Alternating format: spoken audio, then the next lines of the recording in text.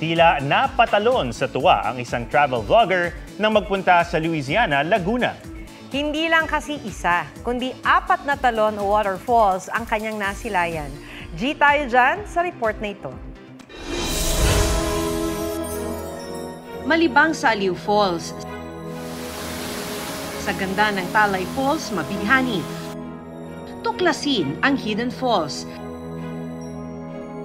At ready ka bang ma-fall sa Hulugan Falls? Ang mga talon na yan pinagmamalaki ng Louisiana, Laguna.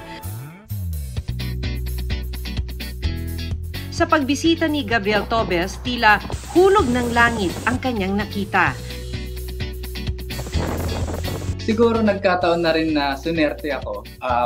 By the time na nag-hiking kami papuntang Hulugan Falls, medyo umuulan. So, nagkaroon ng tubig. So, gumanda yung bagsak ng tubig dun.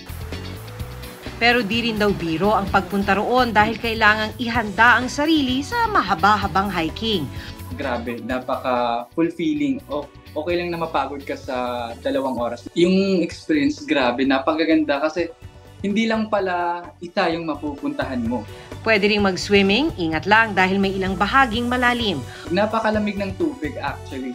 Kaya nga, medyo nagtagal ako, naglangoy pa ako, nagbabad pa ako. Actually, good siya for non-swimmers and swimmers.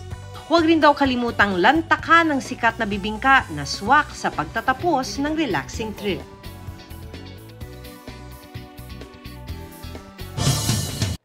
Mga kapuso, alamin ang State of the Nation.